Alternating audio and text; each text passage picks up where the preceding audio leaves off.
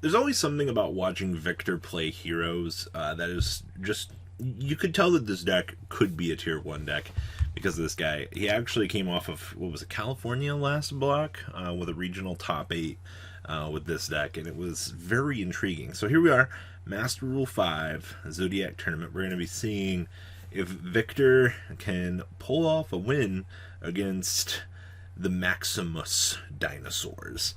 And his opponent opened up relatively well here. So we're going to go ahead and we're going to start off with Rhoda, my favorite card in the universe here.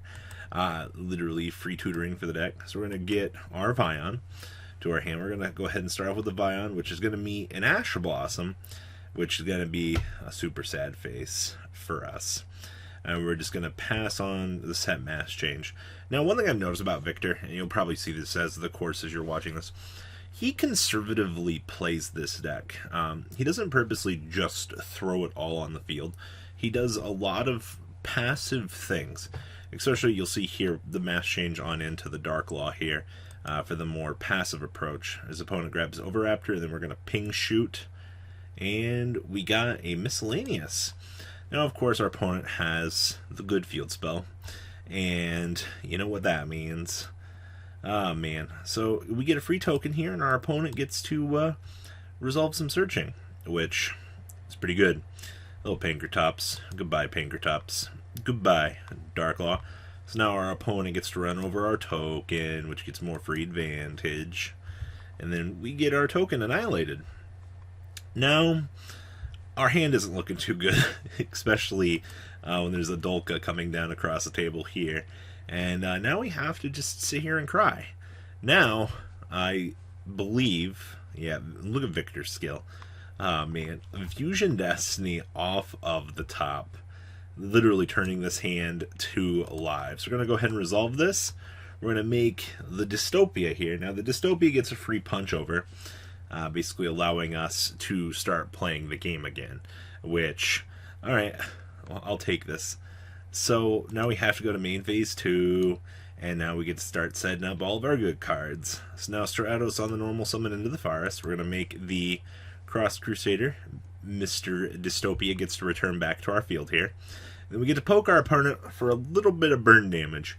We got to just kind of clear that threshold here and make sure that we can start getting places here, which is a good thing. Alright, so we get a fresh burn on our opponent. Alright, so we're going into a little bit better of a position here. We're holding on the Cross Crusader and Dystopia. We're going to resolve the forest, getting this bad Mally out of our hand. So now we're going to go ahead and line up our beautiful increase here. And we got the Mally loaded, so be good on that. Rotating on into Vion, getting the free adjusted gold, and we're getting a polymerization loaded on up here. So we're going to go ahead and we're going to pitch the adjusted gold here so we can go start setting up for more future combo plays here. Hello, Dark Calling. So, one thing, once again back to the point of Victor just, you'll see at the end of this play here, he doesn't unload all of this. And mainly because Ultimate Conductor's a card, you just don't want to take 5k to the face with like 4 fusion monsters on the field. So we're going to go ahead and we're going to get the bubbly guy. We're going to make the big guy, and we're just going to pass on this. This is quite honestly a good enough field. Our opponent's going to go ahead and normal summon the Oviraptor, but of course, we're going to get the hot Ultimate Conductor loaded on up here. Down comes the big guy. We're going to destroy the baby Ceratosaurus in our hand for some free flip downs, which is really good. We get a free special summon across the table here, and now our opponent's going to resolve the special summon effect of our good card, getting us an Aleo on in to the Trishula, which, by the way, he rips the Dark Calling here. All of that skill. And, of course, we have to probably banish Mr. Dread Decimator here, because we're going to have to start, yeah, it gets 3,400 after he banishes. It's pretty good. And then we get the squashing over Dread Decimator. Poor guy. Alright, so Increase goes to the back row as a trap card that we can basically resolve on the next turn here. And then goodbye Dread Decimator. Boom. Then we get 2,700 to the face. Now it's OTK time. We top deck yet another very good card. Man, Fusion Destiny into a Hero Lives. Victor, there's just something magical about you and Heroes. Alright, so we're going to go ahead and special the Stratos on into the cool guy. The cool guy is going to special, and we're going to get Ultimate Conductor, but that's fine. Alright, he blew his set here, which 100% A-okay with us. We're going to go ahead and Poly. Poly's going to get us the Sunrise, and Sunrise is going to recruit for Miracle Fusion. Alright. Dystopia on up. Hey, look, we got to kill the Ultimate Conductor. And then we get a free swing here. Doo-doo-doo. And then we mash change on and up for game. Whew! Baby! Man, Victor drew some really good cards there. Fusion Destiny to make the hand playable through the Dolka. And then the hero lives to start putting more lethal on field. That's pretty good. That is pretty good indeed. Alright. So we're smashing on in to the next game here. We drew the Fusion Destiny. We're going to shoot the Adjusted Gold here, which is going to get ashed. Alright. Are you really worried about the big guy all that much? Huh. So we're going to go ahead and we're going to Rhoda. We're going to grab the Shadow Mist. We're going to E-call up for the Solid Soldier. Alright, so Solid Soldier into the Search for the Mask. And then we're going to Fusion Destiny now, because after this resolves, we get locked into Dark Hero monsters. Super sad face. But it's fine. We get Dystopia on the field. And we're going to set the mash change and hold on this, because we do want the search off of this. And, of course, our opponent has the Nibiru. Let's be honest. Watching our opponent Nibiru us is a really sad thing. Alright, so we're going to get Lost World here.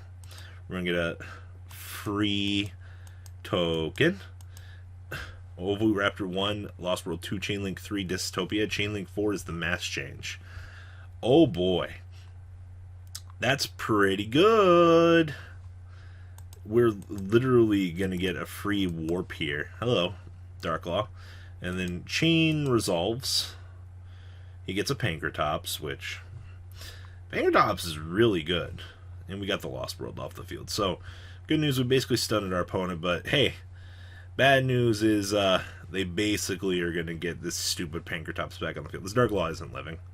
Like, unless we shoot it here. Are we good? Are we good? Do we get... Oh! Wow! He got the Pankratops. Never mind. We're just good at this game.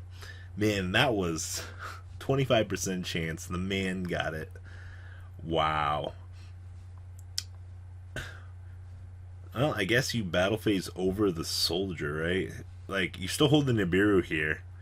Like, see, you know your opponent's got to have the Pankratops. Interesting. We drew the Cosmic for turn. So we're going to go ahead and we're going to Stratos it on up. We're going to get the Honest Neos here. We're going to Honest Neos on the Dystopia, actually. So, interesting enough here, you can just shoot the Honest Neos for the power, because it doesn't have to be Daring Damage Step. It's a quick effect. So, we got a Fat 53, a Fat 2400, and a Fat 1800 here. So, which is pretty good. We're going to Dystopia on over our opponent's monster, finally.